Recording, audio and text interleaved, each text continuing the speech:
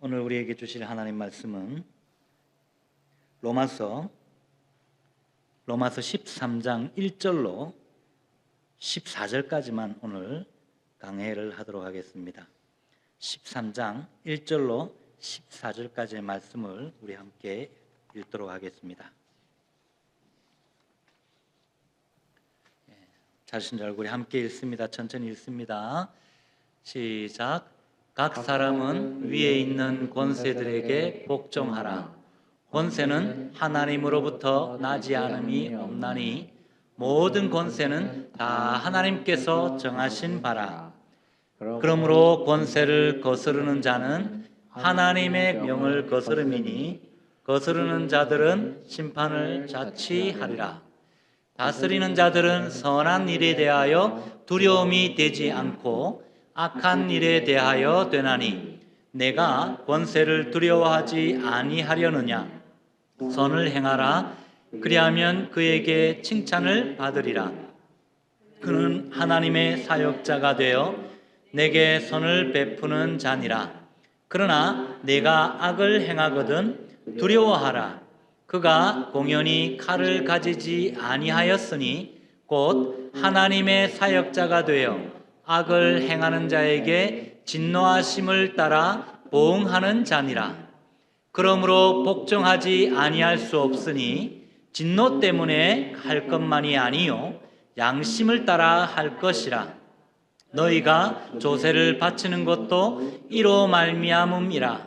그들이 하나님의 일꾼이 되어 바로 이 일에 항상 힘쓰느니라.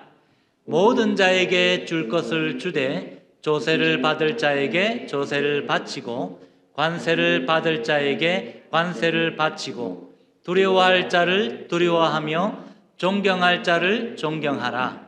피차 사랑의 빛 외에는 아무에게든지 아무 빚도 지지 말라. 남을 사랑하는 자는 율법을 다 이루었느니라. 간음하지 말라, 살인하지 말라, 도둑질하지 말라, 탐내지 말라 한 것과 그 외에 다른 계명이 있을지라도 내 이웃을 내 자신과 같이 사랑하라 하신 그 말씀 가운데 다 들었느니라. 사랑은 이웃에게 악을 행하지 아니하나니 그러므로 사랑은 율법의 완성이니라. 또한 너희가 이 시기를 알거니와 자다가 깰 때가 벌써 되었으니 이는 이제 우리의 구원이 처음 믿을 때보다 가까웠음이라. 밤이 깊고 낮이 가까웠으니 그러므로 우리가 어둠의 일을 벗고 빛의 갑옷을 입자. 단정히 행하고 방탕하거나 술 취하지 말며 음란하거나 호색하지 말며 다투거나 시기하지 말고 오직 주 예수 그리스도로 옷 입고 정욕을 위하여 육신의 일을 도모하지 말라. 아멘. 여러분, 우리는 지난주에 로마서 12장 후반절의 말씀을 가지고 우리가 살펴보았습니다. 지난 2주 동안 로마서 12장의 말씀을 통해서 복음을 깨달은 구원받은 성도들이 어떻게 살아야 한다 했습니까? 먼저는 정말 삶의 예배자로, 즉 거룩한 산 제물로 우리가 살아가야 한다라고 말씀하셨습니다. 또한 세상의 붕어빵 틀을 깨뜨리고 내 생각의 계산기들을 다 내려놓아야 하고 나를 박해하고 아프게 하는 그 원수들에게조차도 우리는 똑같이 복수하는 괴물이 되지 말고 머리에는 따뜻한 감동의 숯불을 얹어주는 이런 어떤 선의 무기로 이 악을 압도하라라는 말씀을 우리가 받았습니다. 자, 그렇다면 여러분, 지난주에 나눈 이러한 말씀을 통해서 교회 안에서 이 성도들과 또 우리가 웃으면서 서로 교제하고 심지어 내 개인적인 어떤 원수들에게까지도 예수님의 사랑으로 품어내기로 다짐한 저와 여러분들에게 사도 바울은 오늘 로마서 13장을 통해서 좀 더 훨씬 더 넓고 거친 무대를 이렇게 소개해 주고 계세요. 바로 우리가 발을 딛고 살아가는 이 사회가 무대라는 거예요. 뿐만 아니라 국가요, 정부라는 거대한 세상의 질서 속에서 우리가 산채물로서의 삶을 살아가야 한다라고 말씀하는 것입니다. 사랑하는 성도 여러분, 혹시 비즈니스를 운영하시거나 또 이렇게 직장 생활 하시면서 정말 땀 흘려 성실하게 일하시면서 이렇게 이루어 놓은 여러분들의 어떤 그런 그 성과들이 있을 것입니다. 그런데 어느 날 우리 우체통에 우편함에 꽂힌 이 국세청 IRS의 로고가 선명하게 박혀 있는 편지 봉투가 하나 들어 있다고 칩시다. 그러면 어떤 생각이 들까요? 왠지 모르게 두려움이 들잖아요. 그럼 난 떳떳했는데 지금까지 잘못한 게 없는데 내가 뭐 위반을 했나? 뭐 이런 생각들이 안 들겠습니까? 뿐만 아니라 무슨 벌금 통지서 같은 거, 도로교통법 같은 거 이런 것들을 보면 벌써 심장이 벌렁벌렁거리잖아요. 왜 그럴까요, 여러분? 왜 심장이 쿵쾅쿵쾅거릴까요? 안 그래도 지금 매달 나가는 이게 페이먼트 때문에 스트레스 많은데 매달 나가야 할 렌트비, 뭐 그다음에 유틸리티, 뭐 그다음에 직장에서 나가야 될 돈, 뭐 아이들 학비로 나가야 될 거, 생활비로 나가야 될 거, 뭐 자동차에 나가야 될 거 해가지고 내역도 얼마나 많은지 저는 잘 기억을 못합니다. 그냥 알아서 하라고 맡기니까. 아무튼 내역들이 얼마나 많은지 늘 모질해요. 그렇지 않습니까? 그러다 보니까 무슨 이거 벌금 통지서만 나와도 그냥 불안해요. 이게 뭐 10불, 20불은 괜찮은데 갑자기 몇백 불에서 몇천 불로 나가면 골치 아프잖아요. 예. 어디서 갑자기 뭐 몇천 불 되는 돈을 떨어지는 것이 아니기 때문에 이렇게 예상치 못한 이런 어떤 세금이나 또 어떤 그런 정부의 까다로운 규제 앞에 부딪히게 되면 정말 억울하고 원망이 드는 마음이 들잖아요. 목사님 저도 마찬가지예요. 제가 잘못했는데 스피드 티켓 땄는데 스피드 티켓 때문에 날라오는 돈 심지어는 도로 그 전에 우리 한번 갔을 때 우리 그거 탔잖아요. 그 뭐야 톨로드 타고 날라오는 그거 도로공사에서 온 것만 봐도 벌써 심장이 내가 뭘 잘못했을까? 아 그거는 우리 탄 거니까 이렇게 되는데 그 봉투만 보면 그냥 겁이 나요. 머리로는 정말 하나나라의 시민권자인데 모범적으로 살아야지 하면서 늘 살았는데 막상 종이 한 장 딱 날라오면 다 무너진다는 거예요. 막상 내 생업의 현장에서 어떤 규제와 세금 고지서라는 이 현실에 딱 맞닥뜨리게 되면 아, 내게 왜 이 세상 권세가 불완전한 어떤 그런 제도 때문에 내가 이렇게 쩔쩔매야 되지? 아, 나는 하나의 백성인데 내가 왜 이런 세금을 내야 되고 내가 왜 이런 불법적인 어떻게 보면 나한테는 불법적이지. 왜냐하면 나는 속도 지킨다고 지켰는데 한 2, 3마일 지나도 잡히면 억울하잖아요. 왜냐하면 10% 해준다는데 해가지고 7마일 정도 오바되면 되는데 왜 3마일 오바되는데 잡혔을까 하면서 막 오만 자신의 계산으로 막 돌리면서 불평하잖아요. 이런 불만이 목사님 저에게도 터져 나와요. 저도 한 몇 번 뗐거든요. 예. 그런데 여러분 오늘 우리가 읽은 이 로마서 13장 말씀이 기록될 당시 로마 교회 성도들이 처했던 이 현실은요, 지금 우리가 고민하는 어떤 세금이나 또 벌금 걱정과는 비교도 할 수 없는 어떤 걱정거리가 굉장히 컸습니다. 그 역사적이고 문화적인 배경을 이해하지 못하면 오늘 말씀을 정확하게 이해할 수가 없어요. 그래서 제가 잠시 오늘 본문의 내용을 좀 배경을 좀 설명드리려고 합니다. 바울이 이 편지를 보낼 때 그 당시의 그 배경은 여러분 이래요. 로마 제국의 지배자는 누구였냐면 우리가 잘 이름만 들어도 알 수 있는 그 악명 높았던 네로 황제였어요. 비록 그의 통치 초기 기간이었지만 로마 제국의 세금 수탈은요 극에 달했었어요. 특히 물건을 유통할 때 매기는 이거 간접세라고 그러죠. 간접세, 관세. 이 관세가 너무 가혹해서 당시 로마 거리 곳곳에서는요 세금 징수원들의 부당함을 지적하는 분노한 시민들이 이 거리로 나와가지고 세금 감면을 요구하면서 격렬하게 저항하고 시위를 벌이고 있던 무질서한 상황이었다는 것입니다. 여기에 더해서 로마 교회 내부적으로는 어땠느냐면 아주 묘한 문화적 긴장이 흐르고 있었어요. 왜냐하면 AD 49년에 글라우디오 황제가 로마 시내에 살고 있는 모든 유대인들이 그리스도 문제로 늘 시끄럽게 한다는 거예요. 자꾸 그리스도 예수가 이단이다 뭐 아니다 하면서 유대인들이 서로 싸우는 거예요. 이런 소동 피우는 것을 이유로 해서 모든 유대인들을 그냥 로마 시내 밖으로 다 쫓아냈어요. 강제 이동을 다 시켰다는 것입니다. 이때 로마 교회의 유대계 지도자들도 역시 다 쫓겨나고 이방인 성도들만 남아서 교회를 지켰던 겁니다. 그러고 나서 5년 후에 다시 이들이 돌아왔는데 황제가 죽고 나서 추방령이 이렇게 해제되자 유대계 그리스도인들이 교회로 다시 다 돌아왔어요. 생각해 보십시오. 5년이라는 세월이 짧지 않아요. 결코 그렇다면 뭐 길다는 건 아니지만 그래도 긴 시간에 속하잖아요. 오랫동안 떨어져 지내다가 다시 만난 그들 사이에는 얼마나 많은 문화적 간격이 있었을 것이고 또 갈등이 있었겠느냐 하는 것을 우리 생각해 보자는 겁니다.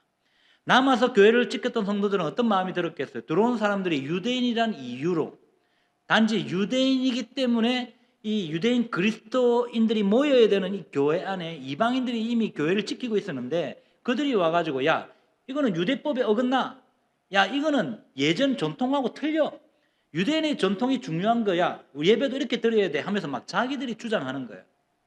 그러니까 남아 있었던 교회를 지켰던 이 성도 이방인 성도들은 아니야, 야 너희들은 교회를 떠나가 있었고 지난 5년 동안 우리가 정말 열심히 믿음으로 기도하면서 이 교회를 세워왔어. 내 말 좀 들어봐. 당신들이 맞는 게 아니고 우리 말이 맞아 하면서 막 서로 다투는 거예요. 서로 율법을 지켜야 한다 아니다 뭐 이러면서 다투는 일이 비일비재했다는 것입니다.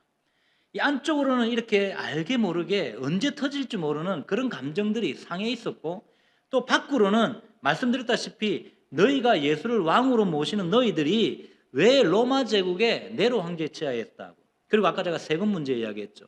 이 세금을 너무 많이 걷어가지고 극한 그 반란이 일어날 정도였는데 이들이 지금 공격을 하는 게 크리스찬들이었습니다. 예수를 왕이라 부르는 너희들이 이 로마 제국에서 매기는 세금을 왜 안 내? 세금 내.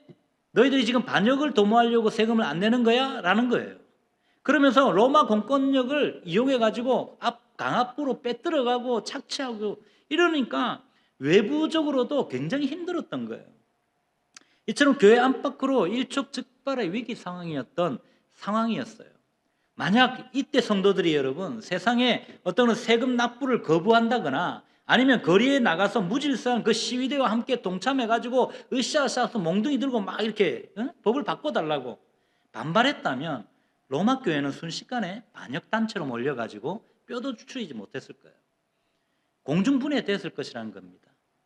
그렇게 오늘 사도 바울은 이 심각하고 위험하며 지극히 현실적인 문제를 피해가지 않고 직설적으로 지금 마주하고 있는 것입니다. 그래서 2절에 보시면 여기서 사용한 단어가 그러므로라는 말로 시작합니다. 이 그러므로라는 말을 통해서 진짜 십자가 복음의 은혜를 통과한 산재물들은 교회 내부에서 경건에만 갇혀 있어서는 안 된다는 거예요. 오히려 저 거칠고 불완전한 이 로마 제국 안으로 들어가서 그들의 법과 질서 속에서도 가장 성실하고 모범적인 시민으로 살아감으로써 세상의 의심들을 불식시켜야 하고 이 하나님의 살아계심을 증명해야 한다라고 가르치고 있는 것입니다. 따라서 오늘 바울이 본문을 통해서 산재물인 우리가 이 차가운 세상 한복판에서 세상 사람들과 다르게 우리 크리스찬들이 보여주어야 할 진짜 산재물로서의 삶이 무엇인지 우리에게 가르쳐주고 있는 것입니다. 그것은 먼저 내 고집을 꺾고 세상의 질서 위에 겸손히 순종하는 것이라고 말해요. 바울 사도는 지금 1절에서 본문 1절에서 아주 파격적이고 단호한 어투로 선포하고 있습니다. 세상을 향한 성도의 태도를 이렇게 정의하고 있는데 우리 1절 말씀을 다 함께 한번 읽어보십시다. 1절 말씀 시작. 각 사람은 위에 있는 권세들에게 복종하라. 권세는 하나님으로부터 나지 않음이 없나니 모든 권세는 다 하나님께서 정하신 바라. 아멘. 당시 로마 성도들에게 이 말씀은 여러분 청천벽력과도 같았던 말씀이었어요. 왜냐하면 자신들이 핍박받고 있었잖아요.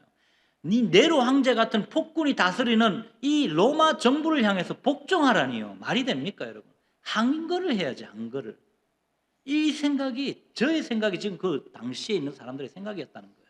근데 바울은 지금 복종하래요 여러분. 여기서 복종하라라는 단어는 원어 뜻을 보면 여러분 무엇의 아래에 뜻하는 접두어와 함께 한 단어가 더 붙어요.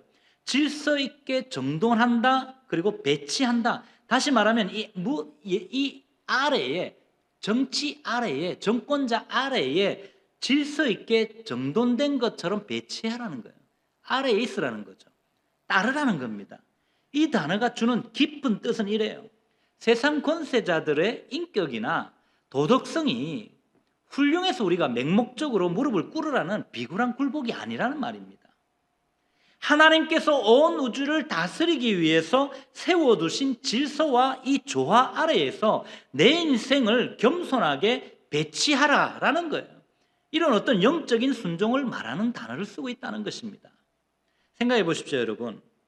만약 법과 질서가 다 사라진 무법지대의 세상에 우리가 산다고 생각해 보십시다. 어떻게 되겠습니까? 연약한 노인들과 아이들 그리고 여자들은 제거 대상입니다. 그러면 다 그냥 강한 자에게 그냥 먹히고 마는 거예요. 약한 자들은 다 짓밟히고 세상은 완전히 아수라장이 될 것이라는 것입니다. 하나님은 비록 불완전할지라도 세상의 법과 공권력이라는 이 울타리 안에 우리를 지금 보호하고 계신다는 것입니다. 그래서 바울은 4절에서 놀랍게도 세상의 통치자들을 가리켜서 하나님의 사역자, 즉 디아코노스, 일꾼이라고 2번이나 부릅니다. 여러분. 교회 안에서는 목회자나 직분자들만 하나님의 일꾼이 아니라 바로 공의로운 사회 질서를 유지하기 위해서 보초를 서고 법을 집행하는 이 경찰관과 공무원들도 하나님의 질서를 유지하기 위해서 세워진 도구라는 말이에요. 이 깊은 순종의 모델을 구약 성경에서 완벽하게 보여준 인물이 있다면 그는 바로 다니엘이에요. 다니엘은 소년 시절에 바벨론이라는 이방 나라의 포로로 끌려갔지 않습니까, 여러분? 그를 다스리던 느부갓네살 왕은 하나님의 성전을 다 파괴해버리고 기물들을 다 빼앗아가서 이 이스라엘 백성들에게는 원수와 같은 사람이었어요. 그러나 다니엘은 어떻게 했습니까? 바벨론의 질서와 그 법의 겸손히 복종해서 총리의 자리에서 국가를 위해 성실하게 일했음을 보게 됩니다. 그런 세상 나라의 법을 무시하거나 폭력으로 전복시키려 하지 않았다는 거예요. 오직 하나님의 법과 세상의 법을 정면으로 부딪히는 바로 그 순간에도 다시 말하면 기도하지 말라는 왕의 명령에만 평화적인 순종과 거룩한 겁으로 스스로 사자굴에 향해서 걸어 들어감으로 스스로 선택했던 것입니다.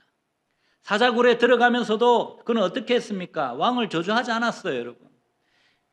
왕을 저주하기보다는 오히려 축복했던 이 다니엘의 겸손을 통해서 이방 왕들의 입에서 무슨 말이 나왔는지 아십니까, 여러분? 하나님은 살아계시는 구원주시구나라고 선포하게 나왔다는 것입니다. 이 가르침은 사도 베드로가 기록한 베드로전서 2장 13절로 15절의 말씀과도 일치해요. 다 함께 한번 읽어보십시다. 베드로전서 2장 13절 15절 시작. 인간의 모든 제도를 주를 위하여 순종하되 혹은 위에 있는 왕이나 혹은 그가 악행하는 자를 징벌하고 선행하는 자를 포상하기 위하여 보낸 총독에게 하라. 곧 선행으로 어리석은 사람들의 무식한 말을 막으시는 것이니라. 아멘. 여러분, 물론 우리가 폭력에 시달리고 강압에 시달리기 때문에 반항할 수 있어요. 그러나 오늘 성경은 분명하게 이야기하는 것은 위의 권세에 복종하라는 거예요. 사랑하는 성도 여러분, 우리가 국가의 법과 조세의 의무를 감당하는 진짜 본질적인 이 이유가 있다면 바로 세상 제도가 완벽해서가 아닌 거예요. 보이지 않는 하나님의 절대 주권적인 어떤 그런 질서를 우리가 신뢰하기 때문인 줄 믿습니다. 그래서 우리가 주를 위하여 이렇게 영적으로 정돈된 삶을 살기 위해서 나라의 법과 조세의 의무를 감당하는 것이지 않습니까? 초대교회 성도들은 이러한 핍박을 이겨내고 로마를 복음으로 뒤바꿀 수 있었던 것입니다. 그 힘은 결코 폭력이 아니었고 소요 사태가 아니었다는 것을 기억하십시다. 박해하는 자들마다 부끄럽게 만들 만큼 철저하게 그들은 정직함과 납세의 성실함, 즉 세상의 질서 안에서 보여준 고결한 영적 실력이 있었던 것입니다. 그런데 우리는 어떻습니까, 여러분? 가끔 하늘의 법을 핑계 삼아서 이렇게 하지 않습니까? 아까도 제가 잠시 예를 들었지만 내 욕심과 고집을 어떨 때는 합리화할 때가 있잖아요. 쉬운 예로 속도 제한 표지판을 분명히 저도 보고 다녀요. 늘 여기 보니까 여기 뭐 건 60마일 정도 그렇게 있는데 갑자기 어떤 데서는 50마일로 떨어질 때가 있더라고요. 근데 모르고 가잖아요. 나는 분명히 60마일, 65마일 봤는데 나중에 경찰이 위영 따라와요. 그래서 걸렸어요. 그런데 우리는 어떻게 하죠 그때? 아, 재수 없네. 아, 오늘 너무 재수 없네. 아, 이 뭐야 이러면서 막 불평하잖아요. 내가 잘못했는데. 그러면서 우리는 주님, 아 그래도 나 그래도 목사인데 좀 부끄럽습니다. 주님 이거 그냥 웨이브 시켜주면 안 됩니까? 속으로는 그런 마음도 생기더라고요. 이런 핑계를 댄다는 거 인간이니까. 그런데 여러분 하나님이 어이가 없어가지고 뭐라고 하시냐면 오늘 7절에 봤더니 하나님 말씀하세요. 모든 자에게 줄 것을 주래요. 조세 받을 자에게는 조세를 바치고 권세 받을 자에게는 관세를 바치래요. 무슨 말입니까? 진짜 영적인 사람, 진짜 목사라면, 진짜 성도라면 가장 정직하게 세금을 내고 가장 성실하게 교통법규를 지키는 사람이다라고 지금 바울이 못 받고 있는 거예요, 여러분. 제가 좀 부끄럽더라고요, 이거 하면서. 이 말씀 준비하면서. 세상의 법 위에 군림하려 하지 말고 겸손히 순종할 때 세상은 비로소 우리 성도들을 신뢰하게 되는 줄 믿습니다.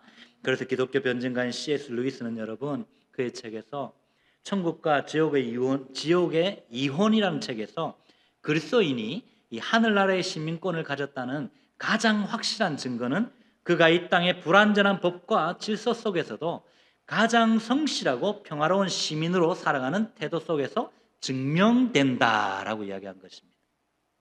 사랑하는 성도 여러분, 우리의 자존심과 욕심의 칼을 내려놓으십시다. 이제 하나님이 세우신 세상의 질서 위에 겸손히 저와 여러분을 세울 수 있기를 바랍니다. 세상의 법과 규칙을 소홀히 여기지 않고 성실하게 책임을 다할 때 우리의 그 작은 순종의 발걸음을 통해서 하나님의 살아계심과 공의가 온 땅에 흘러가게 될 줄 믿습니다. 자, 두 번째 산재물로서 저와 여러분들의 영적인 실력은 무엇이냐면 바울은 지금 이웃을 향해서 갚아도 끝이 없는 사랑의 빚진 자로 살아가는 것이다 라고 말해요. 사도 바울은 이제 세상의 법과 의무를 다하는 소극적인 시민의 삶에서 더 깊은 곳으로 우리를 이끌고 갑니다. 8절 말씀 우리 다 함께 한번 읽어보십시다. 8절 말씀 8절 시작. 피차 사랑의 빚 외에는 아무에게든지 아무 빚도 지지 말라. 남을 사랑하는 자는 율법을 다 이루었느니라. 아멘. 여러분 이 선포는 사도 바울이 갈라디아 지방의 성도들에게 간곡히 전했던 갈라디아서 5장 14절의 말씀, 즉 온 율법은 내 이웃 사랑하기를 내 자신같이 하라 하신 말씀에서 이루어졌느니라 라고 성경이 말하는 모든 율법의 최종 종착지이자 결정판은 다름 아닌 이웃을 향한 조건 없는 사랑이라고 말하는 거예요. 사랑하는 성도 여러분, 우리가 이민 생활을 하면서 우리에게 가장 민감하고 중요한 단어가 있다면 그것이 무엇일까요?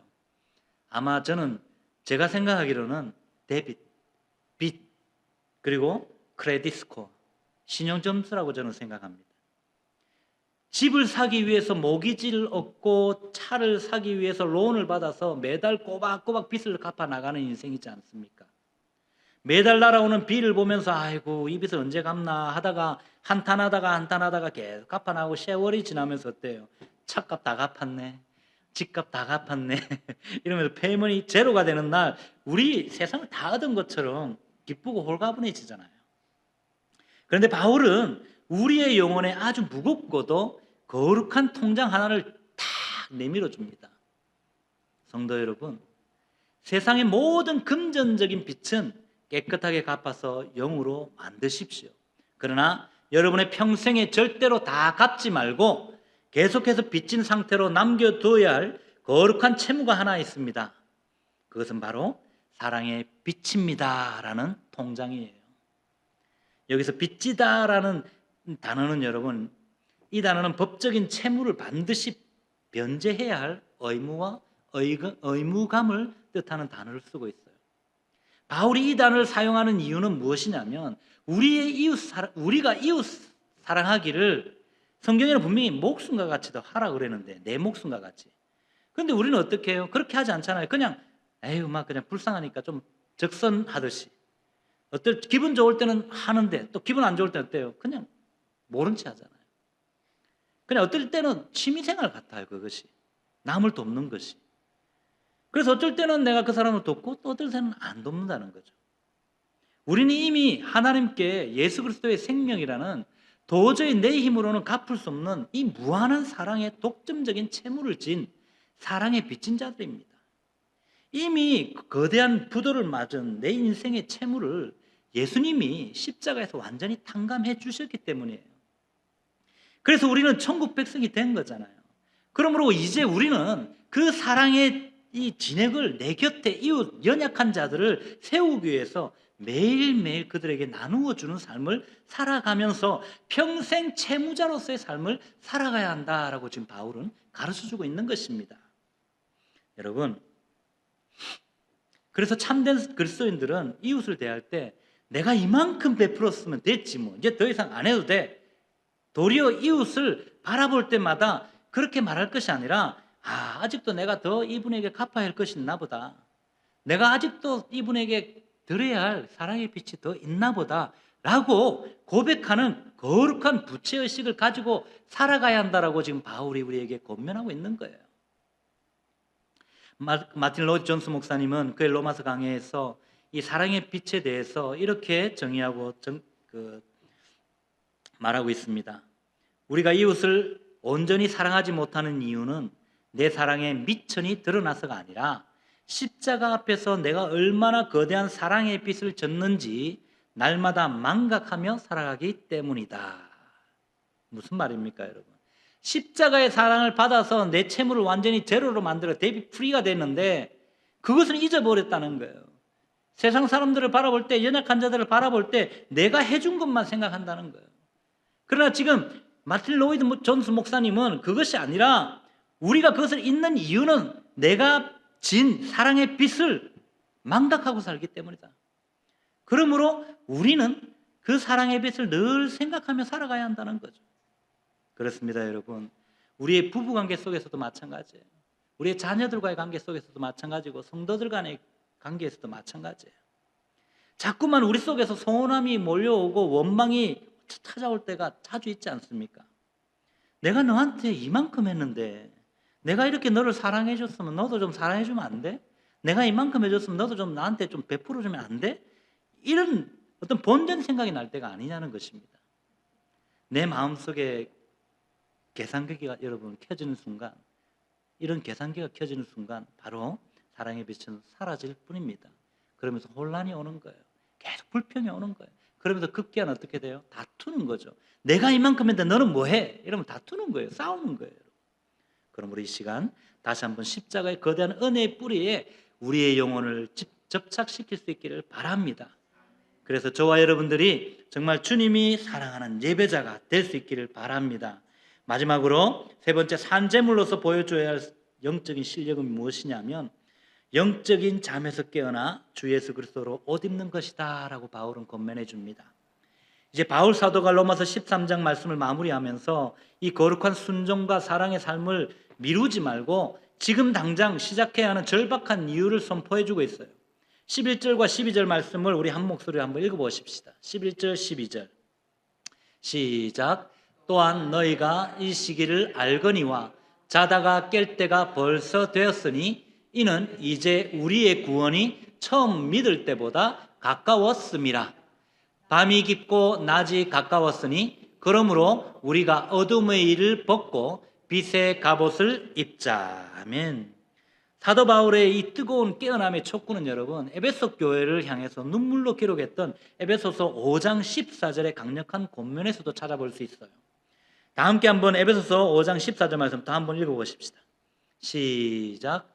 그러므로 이르시기를 잠자는 자여 깨어서 죽은 자들 가운데서 일어나라. 그리스도께서 너에게 비추이시리라 하셨느니라. 아멘. 오늘 본문 11절에서 여러분 바울 사도가 외치는 이 시기라는 이 단어는 단순히 시계 바늘이 제깍제깍 똑같이 흘러가는 어떤 그런 물리적인 시간, 즉 이 달력의 날짜가 바뀌고 나이를 먹는 시계의 어떤 그런 연대기적인 사건을 말하는 시간이 아니에요. 이것은 하나님의 구체적인 계획과 함께 목적이 담겨 있는 때, 다시 말하면 우리가 영적으로 번쩍 깨어나 붙잡아야 할 결정적인 기회이자 이 하나님의 거룩한 타이밍을 뜻하는 헬라어 단어 카이로스라는 단어를 쓰고 있어요. 다시 말하면 매일 기계적으로 반복되는 지루한 어떤 일상이 아니라는 거예요. 하나님께서 우리의 삶에 직접 개입하시는 은혜의 결정적인 매 순간을 놓치지 말라는 다급한 외침이라는 말이에요. 사랑하는 성도 여러분, 이민 생활이 바쁘고 고단하다 보니까 우리는 종종 영적인 깊은 잠에 빠지곤 합니다. 주일 대예배 시간 1시간이면 충분해 하면서 그냥 세상에서는 어때요? 내 하고 싶은 대로 하고 살지 않습니까?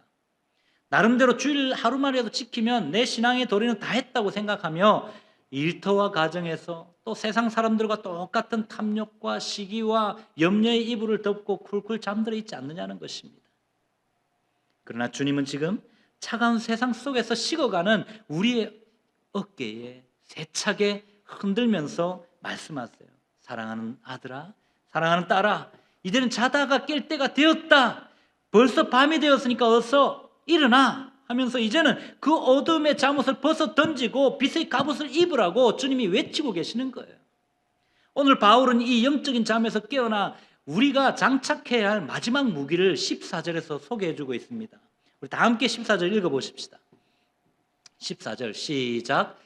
오직 주 예수 그리스도로 옷 입고 정욕을 위하여 육신의 일을 도모하지 말라. 아멘. 여기서 여러분 옷 입는다라는 단어에 우리는 주목해 보아야 합니다. 이 단어의 뜻은 여러분 단순히 옷을 몸에 걸치는 정도의 수준을 넘어서 고대 로마의 로마 군인들을 한번 생각해 보시면 됩니다. 전쟁터에 나가기 전에 로마 군인들이 머리끝부터 발끝까지 완전히 무거운 철갑으로 투구와 갑옷으로 완벽하게 자신을 무장하고 일체화시키는 이 장착의 상태를 의미하는 것입니다. 다시 말하면 매일 아침에 일어나서 외출하기 바로 직전에 여러분들의 옷장에서 깨끗한 옷, 아름다운 옷, 입고 싶은 옷을 내게 가장 어울리는 옷을 골라 입듯이 매일 아침에 눈을 뜨자마자 할 일이 있다면 내 혈기와 내 고집, 내 옛자의 어떤 더러운 누더기 옷을 가감하게 벗어 던지고 오직 예수 그리스도라는 의와 사랑의 그 옷을 내 심령 위에 덧입혀가지고 장착하는 것 같이 입으라는 거예요. 장착한다는 말은 누군가가 빼주지 않으면 벗을 수 없는 거예요. 그래서 로마 장교들 보면 옆에 종들이 이렇게 풀어주잖아요. 그렇게 하지 않으면 벗을 수 없는 거예요. 그러니까 예수 그리스도라는 의와 사랑의 옷을 매일 아침 입는데 그냥 걸치는 것이 아니라 묶으라는 거예요. 꽁꽁 싸매라는 겁니다. 여러분. 역사적으로 이 로마서 13장 13절과 14절의 말씀은 기독교 역사상 가장 위대한 신학자였던 어거스틴의 방탕하고 타락했던 그 인생을 변화시켰던 한마디의 말이었습니다. 단어였습니다. 어머니 모니카의 눈물 어린 기도에도 불구하고 그는 평생을 세상의 쾌락과 정욕의 틀 속에서 신음하면서 방황하면서 살았습니다. 그런데 어느 날 동네 아이들이 부르는 노래가 자신의 귀에 들어온 거예요. 들어서 읽으라라는 노래소리였다고 합니다. 들어서 읽으라. 그래서 그가 그것을 듣고 성경을 바로 그 자리에 펼쳤을 때 눈에 들어온 구절이 바로 이 로마서 13장 13절로 14절의 말씀이었다는 거예요. 그 말씀의 빛이 그의 심령에 임하는 순간 평생을 그를 묶고 있던 이 어둠의 쇠사슬이 단숨에 끊어지고 그는 평생 주 예수 그리스도의 의의 옷을 입은 성자로 다시 태어나 교회를 지키는 거룩한 그루터기가 되어진 것입니다. 그러므로 사랑하는 성도 여러분, 어둠을 물리치는 유일한 방법은요, 이 어둠과 멱살 잡고 막 싸우는 거 아니에요. 나를 힘들게 하는 그 사람과 멱살 잡고 싸우는 게 아니란 말입니다. 내 방에 불을 켜면 어둠이 순식간에 사라지듯이 오직 빛 대신 예수 그리스도를 내 심령 위에 덧입는 것임을 기억할 수 있기를 바랍니다. 그러므로 이번 한 주간 영적인 깊은 잠에서 번쩍 깨어나서 매일 아침마다 주 예수 그리스도의 온유함과 사랑의 갑옷을 장착하심으로 정말 가는 곳곳마다 어둠을 몰아내시고 하나님의 살아계심을 드러내는 복된 저와 여러분들의 걸음 되시기를 주님의 이름으로 축원드립니다. 이제 말씀 맺겠습니다. 사랑하는 성도 여러분, 오늘 우리가 함께 묵상한 로마서 13장의 말씀은 우리에게 단순한 어떤 그런 1시간 거룩하게 포장된 성전 안에서의 예배만을 말하는 것이 아닙니다. 이 말씀은 우리의 발이 닿는 저 거친 세상 한복판에서 세상 사람들이 도저히 이해할 수 없는, 흉내낼 수 없는 가장 거룩한 역설의 실력으로 무장하고 일어서라는 강력한 초청인 줄 믿습니다. 그러므로 오늘 우리에게 주신 세 가지의 실천 원리를 좀 기억하고 갔으면 좋겠습니다. 첫 번째가 무엇입니까? 세상의 질서와 의무 앞에 겸손히 자신을 정돈하라, 내려놓으라는 거죠. 내 정욕과 편법을 다 깎아내고 보이지 않는 하나님의 주권과 질서 아래 내 자신을 온전히 복종시키는 저와 여러분 되시길 바랍니다. 그리고 두 번째, 이웃의 허물을 덮어주고 정말 사랑의 빛을 기쁘게 갚아나가는 것이라고 말씀하셨습니다. 계산적인 내 이기심을 넘어서 이미 십자가에서 완전히 탕감받은 그 은혜의 거대한 부채감을 가지고 날마다 저와 여러분들의 삶을 살아감으로 이웃에게 용서하고 자비를 베푸는 삶을 살기를 바랍니다. 마지막으로 하나님의 마지막 때를, 바로 이 카이로스의 때를 붙잡으시고 그리스도로 완전 무장하는 저와 여러분 되시기를 바랍니다.